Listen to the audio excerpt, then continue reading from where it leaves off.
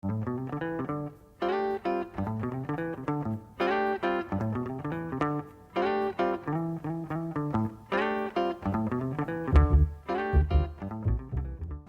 Wine Blog est descendu dans le sud.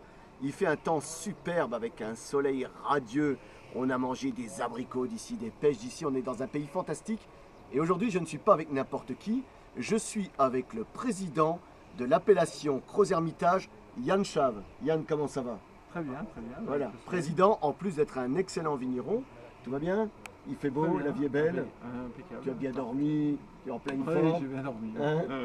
Dis-moi, on se voit ici parce que je suis venu faire un petit tour dans les Crozes, parce que vous avez établi il n'y a pas tellement longtemps la cartographie complète de la géologie de l'appellation Crozes-Hermitage. Et c'est là qu'on se rend compte qu'il y a une complexité terrible de vos sols, des natures qui varient de quelques mètres l'un de l'autre.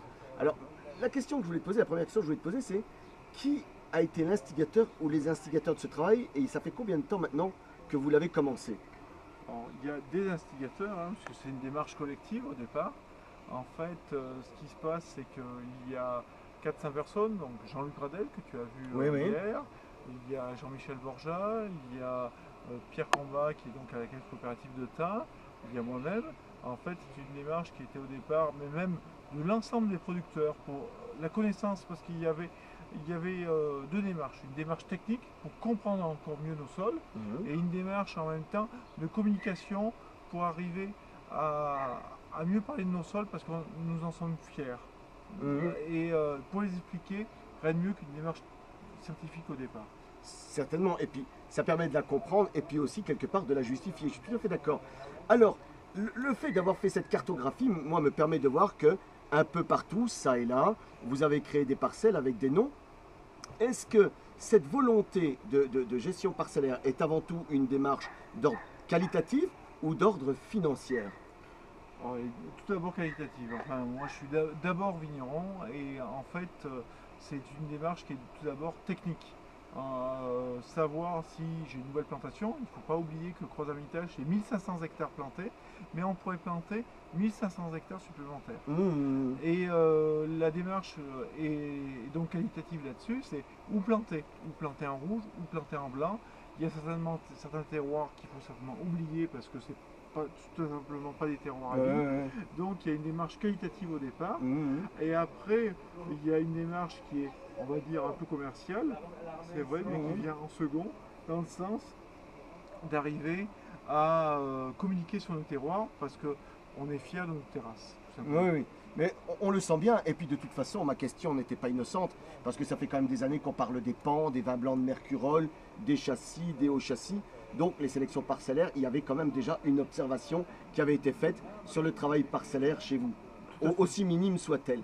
Alors, une question qui va en engager une autre, parce que le fait de chercher de la géologie et mettre des noms de parcelles, est-ce que vous avez une volonté d'après de faire un classement en cru comme en Bourgogne avec des climats? En fait, après, c'est un débat qui est entre guillemets politique. Enfin, personnellement, je vais parler en mon nom, mais je pense que je parle au nom de pas mal de personnes. Et on se rejoint, on se rejoint.